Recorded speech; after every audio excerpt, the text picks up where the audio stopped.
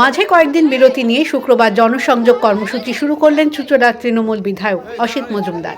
চুঁচুড়া পৌরসভার ২ নম্বর ওয়ার্ডের পদ্ম পার্ক এলাকায় পৌঁছতেই বাসিন্দাদের প্রবল ক্ষোভের মুখে পড়লেন তিনি।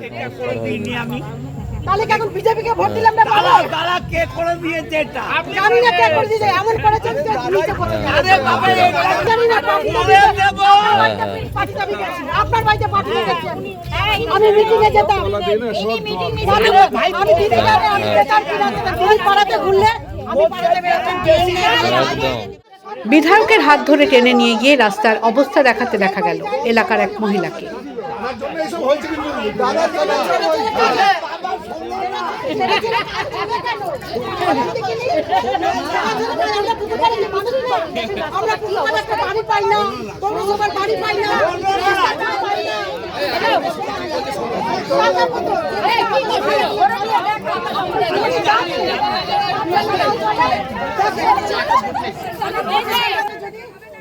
তারা অভিযোগ করতে থাকেন পদ্ম পার্ক এলাকায় পুকুর পাড়ের রাস্তা ভেঙে অনেকটাই নেমে গেছে, অ্যাম্বুলেন্স জলের গাড়ি কিছুই ঢুকতে পারে না, এলাকার নিকাশির সমস্যা রয়েছে, স্থানীয় কাউন্সিলর খোঁজও নেন না। রাস্তা ধসে যাচ্ছে, পুকুরে চলে যাচ্ছে, 16 ফুট রাস্তা পুরো জলের মধ্যে আছে, সেটা আমাদের রাস্তা ঠিক করে দিক। কাঁচা ড্রেন আছে, ড্রেনটাকে আমাদের করে দিক। আমাদের ড্রেন জল পাস করা কোথা দিয়ে যাবে সেটা আমরা জানি না এখনো, সেটা আমাদের ঠিক করে দিক। 4 ফুট রাস্তা ওদিকে ছেড়েছে ড্রেন, কিন্তু ড্রেন আজ পর্যন্ত মাটি কাটাও হয়নি। বিধায়ক কি এর আগে আসেননি? কোনো সময় বিধায়ক এসে অনেকবার প্রতিশ্রুতি দিয়েছে, কিছু বলে যা করে দেয় না, খালি এই রাস্তাটুকুনি একটু করেছে, এমনই করেছে যে আজকে পুকুরে ধসে যাচ্ছে। একটা জলের গাড়ি বিয়েতে ঢোকাতে পারিনি, গাড়িটা জলের মনে হচ্ছে বলে এই মতো ধসে যাবে, কাঁপে। আমরা গাড়ি একটা ঢোকাতে ভয় পাই, ছোট গাড়ি, সাইকেলে চালাতে পারবো না দাদা। আমাদের এই নর্দমা না পরিষ্কার করতে লোক পাঠায় কাউন্সিলর না কিছু।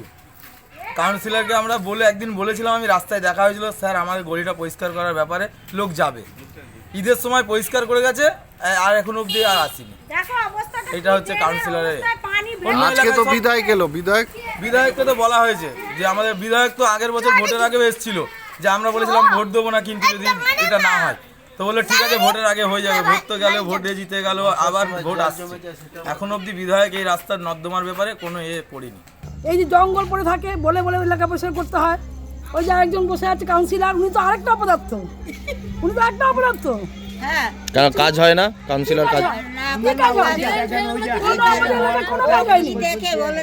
উনি কবার আসে? উনি কোনোদিন আসে না।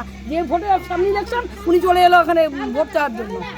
ওরা তো লজ্জা বলে কিছু নেই। উনি তো বলছেন ভোটের জন্য আসেননি, আপনাদের কাজের জন্য এসেছেন। তাহলে এতদিন আসেনি কেন? তবে বিধায়ক একে ক্ষোভ বলতে নারাজ। তার বক্তব্য, মানুষ তাকে সামনে পেয়ে নিজেদের অসুবিধার কথা জানিয়েছেন। আমি তো বেরিয়েছি জনসংযোগ করার জন্যে, তো মানুষের অভাব অভিযোগ থাকলে আমি এমএলএ, আমাকে তো বলবেই। এটাকে যদি আপনারা ক্ষোভ বলেন আপনারা বলুন, আমি এটাকে ক্ষোভ বলি না। আমি বলি মানুষ এমএলএকে তার ঘরের পাশে পেয়েছে, সুবিধা অসুবিধা তো বলবেই। আর আমি বেরিয়েছি তো এই কথা শোনার জন্যে। জনসংযোগটা কেন? কথা শুনবো তো আমি মানুষের। আমি যদি কথাই নাই শুনি তাহলে আমি জানবো কোত্থেকে? কাজ করতে হবে আমাকে। 34 বছর সিপিএম কিছু করেনি, অতএব মানুষের অভাব অভিযোগ যা আছে আমাকে তো বলবেই।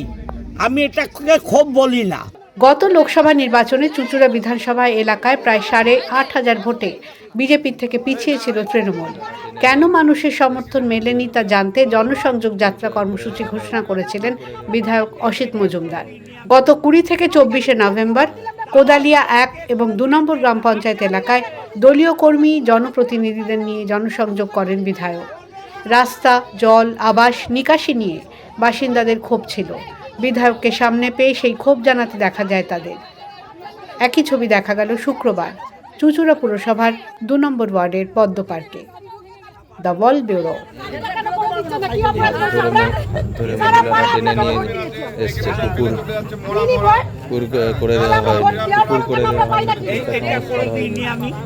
তাহলে কি এখন বিজেপিকে ভোট দিলাম না? কে করে দিয়েছে এটা? জানি না কে করে দিয়েছে, এমন করেছে